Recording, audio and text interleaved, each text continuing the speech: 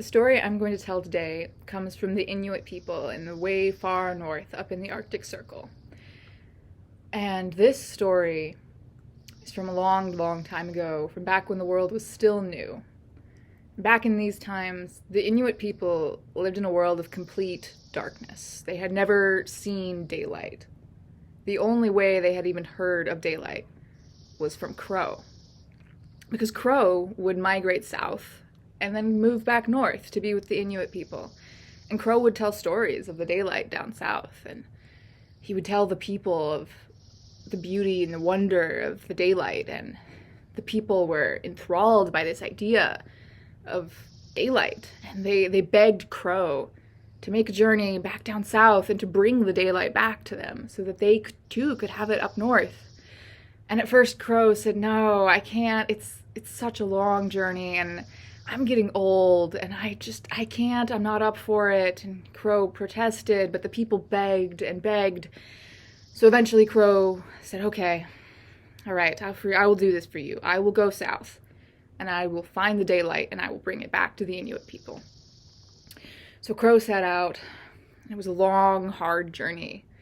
He flew for a long time, and he rode the winds and battled the storms. But eventually, he was soaring over a village, and he saw people down below, and he said, "Yes, this is the place," and he knew that this was the village he had to stop at. And so Crow transformed himself into a tiny speck of dust, and he flew down into the village and into the ear of the chief's grandson. And the child was startled and uncomfortable. This speck of dust had just flown into his ear, and he started to cry. And the chief, his grandfather, was concerned and came over to the child and said, "Why are you crying? How can I help you?" And Crow whispered in the child's ear, tell him you want to play. Tell him you want to play with the ball of daylight." And so the child told his grandfathers, "I'm crying. I want to play with the ball of daylight." Yeah. And the grandfather was like, "Okay, you're my grandson. I love you. Okay." So the grandfather, just as Crow had predicted, went over to a box in the corner. And he lifted the lid of this box. And inside the box was a beautiful, glowing ball of daylight.